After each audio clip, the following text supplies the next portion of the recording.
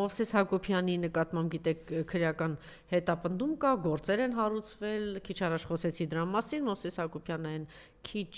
բարձրաստիճան սպաներից էր, զինվորականներից էր, ովքեր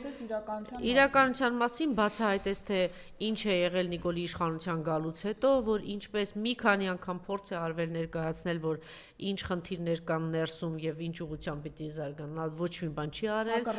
հակառակն է արվել եւ որտեղ նպատակը եղել է մեր բանակը եւ զինված ուժերը ուղղակի պարալիզացնել։ Ոչ միայն դա նաեւ ներկայացրեց, թե պատերազմի ժամանակ ինչպես են դա, չգիտեմ, ծրագրավորված է եղել, ծրագրված քայլերի հաջորդականությամբ, ինչպես է տարել կազմակերպված, քիչ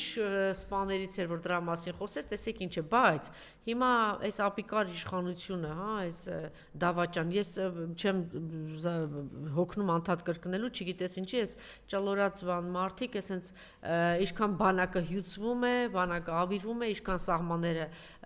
փոքրանում է, այդքան Սուրեն Պապիկյանի բանը մարմնի համապատասխան չափերը սենց մեծանում է, էլի, սովածների բանը, սենց փքվել, ուտել, հարստանալ եւ ի ցույց դնել։ Օրինակ ես կարծում եմ բան էլի մեծ բան անբարոյականություն է, երբ որ հարևանները սոված են քո կուշտ լինել այդ ագա ուտել բան, դա ցուցադրել, երբ որ համատարած ողբերգություն կա, այսքան կորուստ, այսքան բան, ասենք ինչ ծանոթյան ճոխություն, զեղություն, ինչ որ ընտանեկան երջանիկ նկարներ ես դնում, տղաճան, դա եւս նպատակային է, ցավեցնել ինչքան կարող է, ժողովրդին ստրեսի մեջ պահել, ժողովրդին խոսելու նյութ տալ, հա բերանի մաստակ բայց հետաքրքիր է չեն արդեն չէ, հետաքրքիր է, որոշ մարդիկ խոսում են, այսինքն իրենք հստակ նախ ժողովրդին այդ անընդհատ ստրեսի մեջ պահելը, անընդհատ ցավ պատճառելը, հա, բաց վերքի վրա աղ լցնելը։ Բոլոր առումով դուք գիտեք, որ մենք հիմա այս ինչ որ շնչում ենք, մեր տանը ճիշտ ասած այդ սարքը բերել են, դա խայտարակություն է։ Ուրեմն ամենաթունավոր գոտում ենք մենք, Պեկինը գիտեք ամենաբան քաղաքներից մեկն է, տանը, որ թվում է մի քիչ փակ է բաները, օդը մաքրվում է, ասենք օրեր շարունակ, խայտարակություն։ Ասում են այս թվերով, ուրեմն եթե ոչ բոլորը, ամեն երկրորդը 5 տարուց ունենալու են քաղցկեղ։ Երեխայից բռնած, որտեղ մենք ցած անտարբեր անցնում ենք դրա կողքով, մեզ սպանում են, սիրելի հայրենակիցներ, որ դուք գնում եք սրա կամ նրա ինա դու հակառակ, մենակ թե քիչ թե շատ կայացած մարդիկ վատ ապրեն, որտեղ դուք պարազիտ եք, վատ եք սովորել, ձեր կյանքը չի ստացել, մենակ թե վրեժ լուծեք եւ գնաք փողոցից եկած բոմժերին ընտրեք, ի հեճուկս չէ։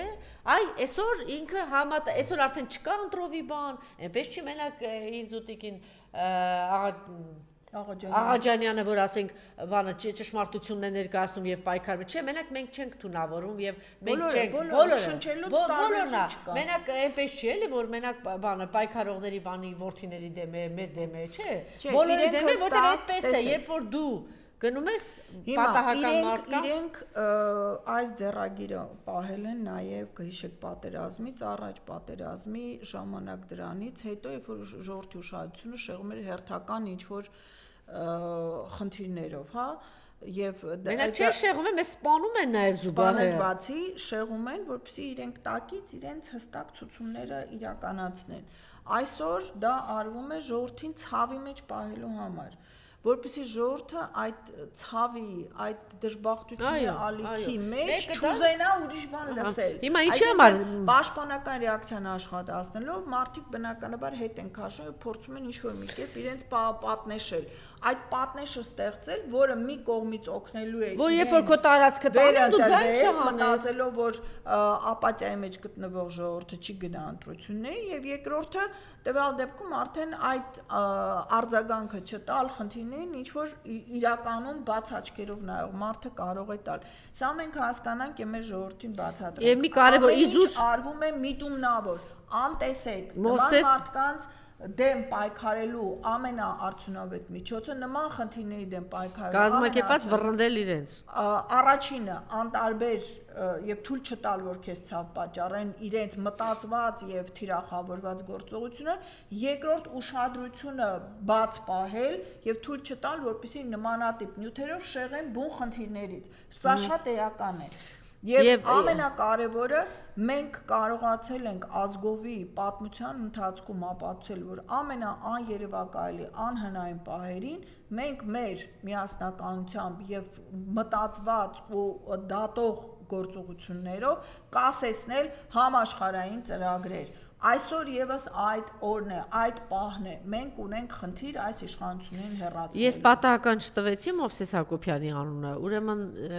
սիրելի հայրենակիցներ, նրանք ովքեր որ ասում են Արցախը մեր հայրենիքն է, Հայաստանի Հանրապետությունը մեր հայրենիքն է, Հայաստանի Հանրապետության են տարածքները, որ Նիկոլը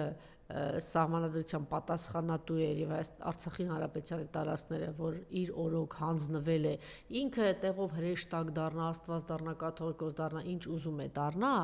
այս ինքն է արել, որտեվ իր սահմանադրությամբ թիվ 1 պատասխանատուն եղել է Նիկոլ Փաշինյանը եւ Նիկոլ Փաշինյանի ժամանակ մեր հայրենիքը հանձնվել է թշնամուն։ Հիմա տեսեք, այն մարդիկ, ովքեր որ ասում են մենք ունենք հայրենիք եւ ահաբեկչության դուռը բացող է եղել է Նիկոլը հայտարարել, որ Արցախը Ադրբեջան է եւ բանակը ոնց է լուծարել, հյուծել եւ հասցրել այն շեմին, որ մենք պարտվենք, նրանց բոլորի վրա կա քրեական գործեր կամ բանտերով են անցնում, բանտերում են կամ կա քրեական գործեր կամ կալանավորում են իրենց եղած չեղածը, բայց օրինակ Կարեն Շաքարյան անունով մեկը Բարձրաստիճան զինվորական, որ Արցախի հերոսի կոչում ուներ, այս անձը, նա ով որ մասնակցում էր պղծության, այս տականքը մասնակցում էր պղծության, գնացել էր եւ Աննա եկեղեցի Բաքում այդ արշավին, եկեղեցու դեմ արշավին էր մասնակցում եւ Արցախի նախագահը զրկեց այդ կոչումից։ Այսօր, այս օրինակ բանը հատուկ խոսել է դրա մասին, Պապիկյանն ասել է, որ Շաքարյանը, Արցախի հերոսի բանը Կարեն Շաքարյանը պատվախնդիր սպա է։ Հիմա էլ էլի պատվախնդիր։ Ուրեմն եթե դու պիղծ ես, եթե դու արշավում ես հայ առաքելական եկեղեցու դեմ, վեհապար հոր դեմ, Արցախը չես համարում քո հայրենիքը, Արցախայության ոչ մի խնդիր, ոչ մի բան քեզ չի հուզում։